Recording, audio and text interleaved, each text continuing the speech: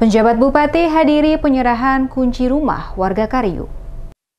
Penjabat Bupati Kabupaten Maluku Tengah, Rakip Sahubawa, mengajak masyarakat negeri Kariu selalu optimis memandang masa depan dalam semangat kebersamaan membangun negeri Kariu lebih baik ke depan. Demikian disampaikan penjabat Bupati Rakip Sahubawa dalam sambutannya saat penyerahan kunci rumah secara simbolis oleh Kapolda Maluku bersama Pangdam 16 Patimura kepada warga Kariu yang berlangsung di Gereja Ebenezer Negeri Kariu Rabu kemarin. Dikatakan Sahubawa, 50 unit rumah khusus yang dibangun Balai Pelaksana Penyediaan Perumahan Maluku, Dirjen Perumahan Kementerian PUPR, sebagai upaya relokasi untuk masyarakat terdampak bencana. Terselesaikannya seluruh tahapan pembangunan rumah warga negeri Kariu, kata Sahubawa, atas kerja keras dan kolaborasi dari berbagai pihak yang telah turut membantu selama proses pekerjaan berlangsung. Atas nama pemerintah Kabupaten Maluku Tengah, selaku penjabat Bupati menyampaikan ucapan terima kasih kepada semua pihak yang telah berkontribusi dalam pembangunan kembali rumah warga negeri Kariu secara bersama-sama. Sementara itu, Kapolda Maluku dalam sambutannya mengajak seluruh masyarakat